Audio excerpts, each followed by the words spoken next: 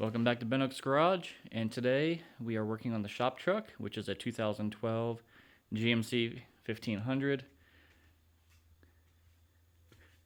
Has the 5.3 in it, 6-speed transmission, and it is a 4x4. Today we are replacing the headers with the cheapest set of headers on eBay, which are $219 for long tube headers. The only problem is they did not specify it was for 4-wheel drive or 2-wheel drive.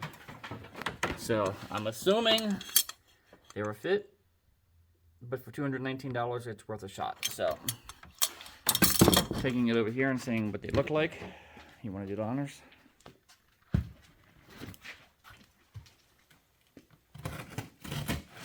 I now have full-time help in the shop. Meet Bram. Say hi, Bram.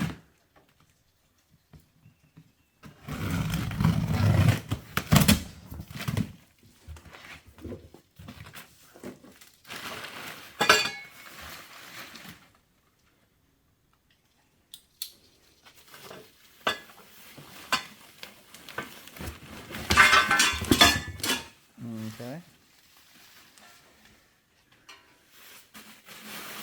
Well, they don't look terrible. Alright, well, let's get these old headers off and see what we can do.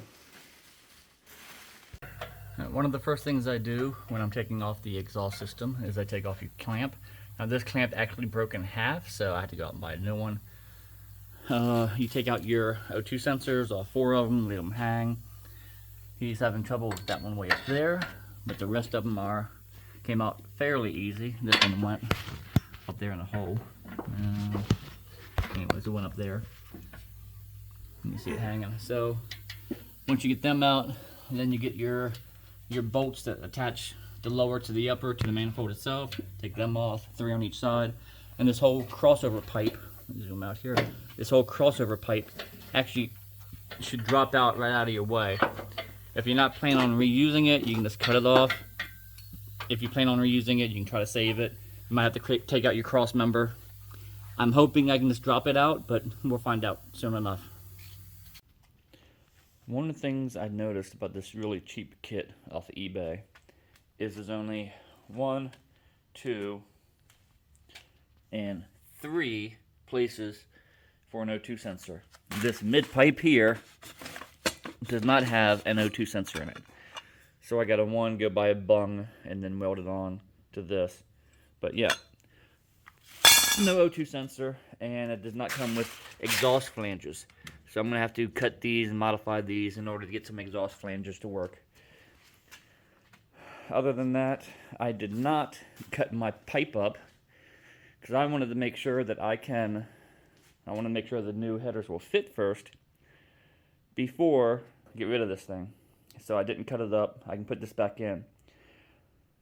And to get this thing out in one piece, you will have to take out your transmission crossover that the transmission hangs on. So that will have to come out to get that out. After that, you start working on your headers. They are not the easiest things to get to. Driver's side's not too bad. But you can work on getting them out without breaking your bolts. So far, so good.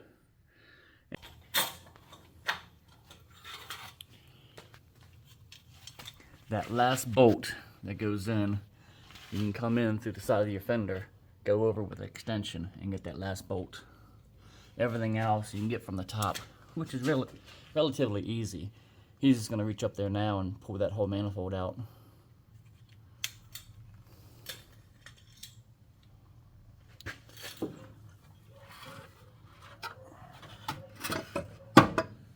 There we go.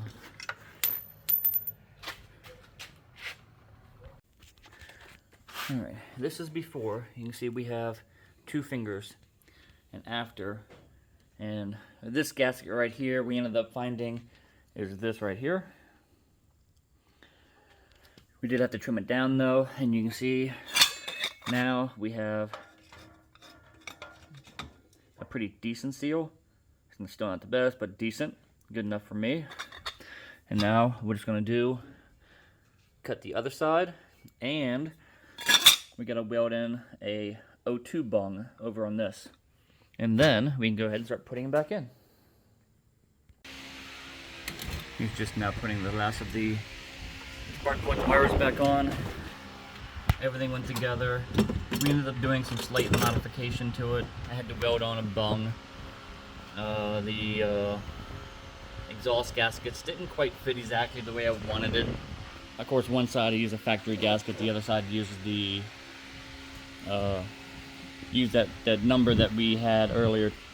If you got two of them, everything would have been fine. But I ended up trying to use like a factory exhaust on one side and that part number on the other side. This one went on a lot easier than that one because this was a factory one. It sucked. Don't try that. Other than that, I'll show you the underneath. Underneath, the bolts that come with it, they were too skinny. Didn't work. The O2s on the driver's side fit perfectly. The O2s on the passenger side, I had to weld a bung over here. I don't know if you can see that. I had to weld that one on there. That went on pretty easy. This is the bought gasket. This is the factory gasket, and you can see why it sucks so bad. So this one is definitely a lot easier than the other side. This clamp over here, tucked in away, it's pretty much useless. If you look over here on the back side and look up in, let's see, there we go, look up in, you see all the space in between. So you might as well not even say you have a gasket on there, it sucks. Again, the bolts they used were too small, and the buying bigger bolts. But everything else connected straight into the factory exhaust. So, all of all, I'm happy, and I'm not even in it 300 bucks. So let's go see what it sounds like. One thing I forgot to say, on the passenger side, the O2 sensors do not line up with the holes. You have to buy 12-inch extensions. Actually, you only need about 3-inch, 6-inch at most. But the only ones I could find is 12-inch. So you have to get 12-inch extensions to extend that wire out further to put your O2 sensors in. So be forewarned that you're going to have to cough up some money for them extenders. Alright, here we go. Turn off the radio, see what it sounds like. No sound difference at all.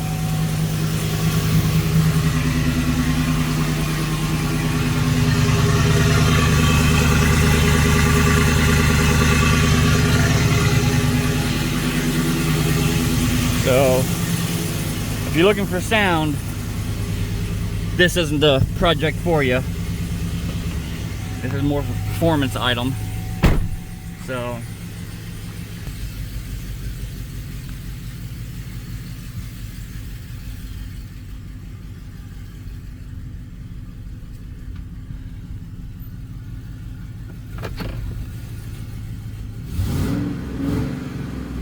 okay, yeah. Basic old sound. Here's where I found the issue to be. The driver's side header leaked real bad. They never really ground down the surface after they welded it on, and it was warped to all get out. So I had to break out the belt sander and really sand this thing down.